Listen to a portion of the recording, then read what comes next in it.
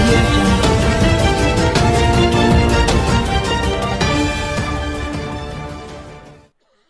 So ఆ విధంగా చూద్దాం ఇప్పుడు చెప్తే ఇప్పుడే చెప్తా చూస్తా వాసు నాకు తెచ్చేయమ్మా ఫాస్ట్.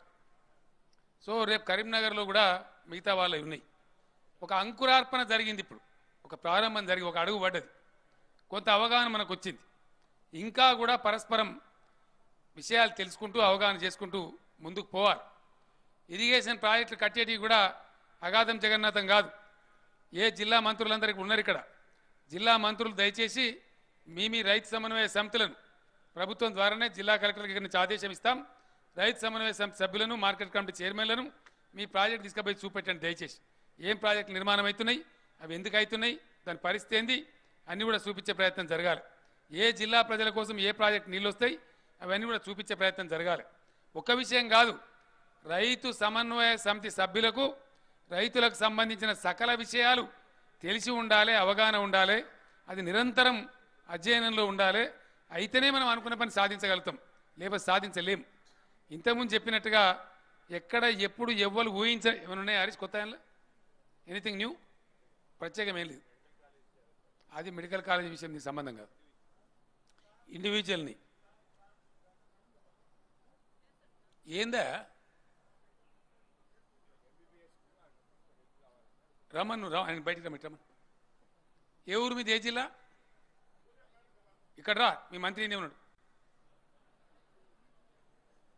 ఎందుకు ఆగమవుతున్నావు? మీ మంత్రి ఉన్నాడు, మీ ఎమ్మెల్యే ఉన్నాడు, ఇట్రా. విదేశాల్లో నీ బిడ్డ చదువుతుందా ఎంబీబీఎస్? ఎంత కావాలి డబ్బు నీకు? నీ బిడ్డ ఎంబీబీఎస్ కోసం కావన్నా? ఇక్కడ రావా, తొలకరా ఆయనను, దారి లేదా?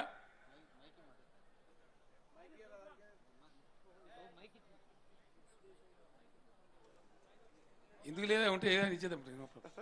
నువ్వు లెటర్ పెట్టు, అయితే స్పెషల్ కేసు ఇస్తాను. నీ పేరేందమ్మా? సార్ నా పేరు మాలోత్ కృష్ణ, నా బిడ్డ పేరు మాలోత్ ఇందు సార్. ఫిలిప్పైన్స్ కంట్రీలో ఎంబీబీఎస్ చదువుతుంది. ఏడుస్తావా నువ్వు? మొగోడు మాట్లాడు. ఫిలిప్పైన్స్ కంట్రీలో మెడిసిన్ చదువుతుంది సార్. ఏం కావాలి నీకు?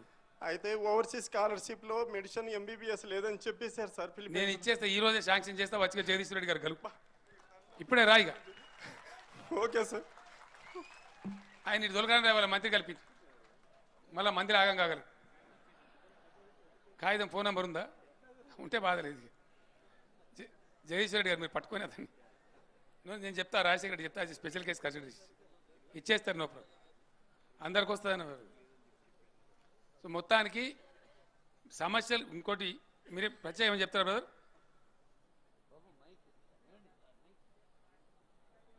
ఈయన చెప్తాడు కూడా ఎందుకు హరీష్ కాగితం ఇచ్చండి. ఈయన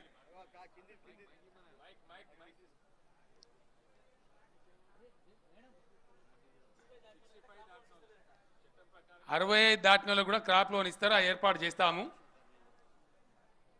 ఇస్తే లేరు సార్, నాకు కూడా తెలుసు సార్. ఇక చేస్తానికే మనం కూర్చున్నాం. ఇవాళ ఇట్లాంటి సమస్యలు చాలా ఉన్నాయి. ఒకటి ఒకటి ఒకటి ఎక్కడ ఏవి దృష్టికి వస్తే ఒక రోజుతోనే కాదు, ఒక గంటలోనే కాదు. మీకు ఇట్లా ఇప్పుడు 65 దాటిన క్రాప్ లోన్ ఇస్తలేరు, సమస్య ఉంది. వెంటనే మీరు సుఖేందర్ రెడ్డి గారి దృష్టికి తీసుకురావాలి. ఇవన్నీ లిస్ట్ అవుతాయి. లిస్ట్ అయితే ఏమైతే దాన్ని క్రోడీకరణ చేసి వ్యవసాయ శాఖ మంత్రి గారికి చెప్తాం, ఆర్థిక మంత్రి గారికి చెప్తాం. మనం సమస్యలు రాసుకుంటూ పరిష్కారం చేసుకుంటూ ముందుకు పోతుంటేనే రైతులలో విశ్వాసం ఏర్పడి మనతో పూర్తిగా ఉంటారు. వాళ్ళు మనం చెప్పినట్టు వింటారు. అల్టిమేట్గా మళ్ళా ఒకసారి నీకు మనవి చేస్తా ఉన్నాను నేను, చిన్న చిన్న సమస్యలు ఉంటే అధిగమిస్తాం, వ్యక్తిగతమైన సమస్యలు ఉంటే అధిగమిస్తాం. కల్పించవలసిన సౌకర్యాలు ఇలా మీరు ఒకటి దృష్టికి తెచ్చినారు.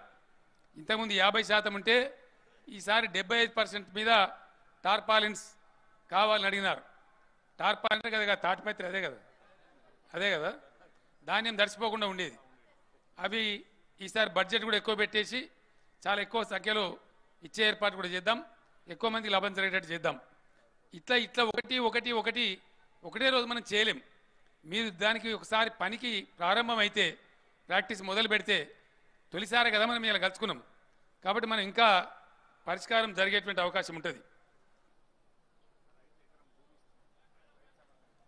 గూడూరు భాస్కర్ రెడ్డి గారు కడతాల మండల రైతు కమిటీ సభ్యులు. ఎక్కడనేనండి భాస్కర్ రెడ్డి గారు?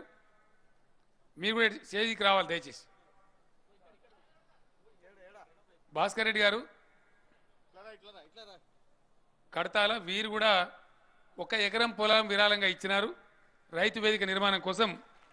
ఇంత సప్ప కొడతారా? కొట్టండి గట్టిగా సప్పట్లు. ఏంటండి వీడియో నచ్చిందా?